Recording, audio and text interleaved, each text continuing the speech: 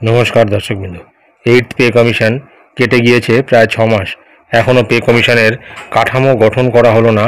ক্ষুব্ধ কেন্দ্রীয় সরকারি কর্মচারীরা। সাম্প্রতিক প্রকাশিত এই প্রতিবেদনটি আমরা বিস্তারিত জেনে নেব।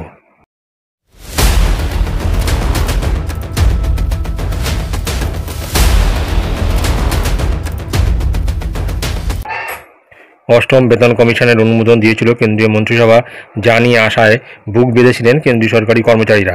মূল বেতন, মহার্ঘ ভাতা কতটা বাড়বে হিসেব নিকেশ শুরু হয়ে গিয়েছে। তারপর কেটে গিয়েছে প্রায় 6 মাস, কিন্তু এখনও পর্যন্ত পে কমিশনের কাঠামো গঠন করা হলো না, অর্থাৎ শুরু হয়নি চেয়ারম্যান ও সদস্য মনোনয়ন পর্বই। টার্মস অফ রেফারেন্স বিজ্ঞপ্তি জারি করে যতক্ষণ না পর্যন্ত কেন্দ্রীয় কর্মীদের পে কমিশন আনুষ্ঠানিকভাবে গঠন করা হবে, ততক্ষণ পর্যন্ত তা কার্যত ঘোষণার স্তরেই রয়ে যায়। এক্ষেত্রে সেটাই রয়েছে। তাতেই যার পরনায় ক্ষুব্ধ কেন্দ্রীয় সরকারি কর্মচারীরা। সম্প্রতি কেন্দ্রীয় ক্যাবিনেট সচিব টিভি সোমনাথনকে চিঠি দিয়ে তারা ক্ষোভ প্রকাশও করেছে।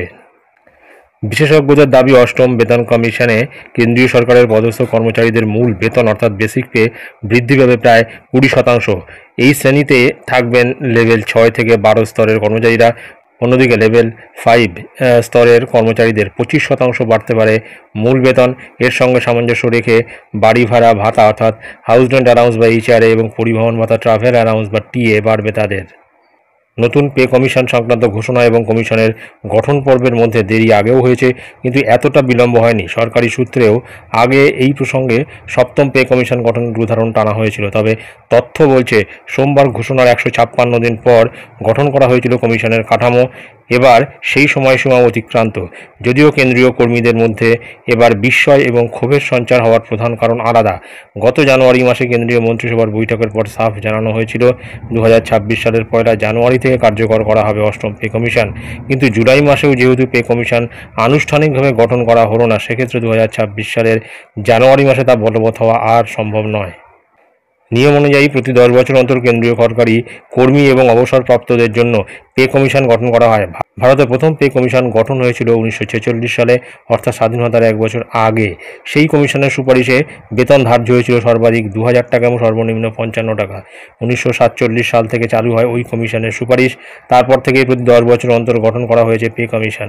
2016 সালে সপ্তম পে কমিশন কার্যকর হয়েছিল জানুয়ারি থেকে, কিন্তু এবার ঘোষণার পর প্রায় 6 মাস কেটে যাওয়া সত্ত্বেও যেহেতু অষ্টম পে কমিশন গঠিত হলো না, তাই তাদের রিপোর্ট জমা দেওয়া, সরকারের রিভিউ এবং সুপারিশ অনুযায়ী নতুন বেতন কাঠামো বলবৎ হওয়া সবটাই পিছিয়ে যাবে। সুতরাং কেন্দ্রীয় সরকারি কর্মচারীদের মধ্যে একটা ক্ষোভ তৈরি হচ্ছে, কারণ অষ্টম পে কমিশন গঠিত হবে বলেও 6 মাস কেটে গিয়েছে, এখনও সেই সংক্রান্ত কোনো রকম উচ্চবাচ্য হয়নি। পাশাপাশি আমাদের রাজ্যে এখন ষষ্ঠ বেতন কমিশনের আওতায় DA এবং বেসিক পাচ্ছে সরকারি কর্মচারী এবং শিক্ষক শিক্ষিকারা। আমাদের এখানে সপ্তম পে কমিশন গঠিত হয়নি এবং অষ্টম বেতন কমিশন তো চিন্তাভাবনার বাইরে। যাই হোক, এটাই ছিল গুরুত্বপূর্ণ আপডেট অষ্টম পে কমিশন সংক্রান্ত, যা আমি আপনাদের সঙ্গে শেয়ার করলাম। ধন্যবাদ।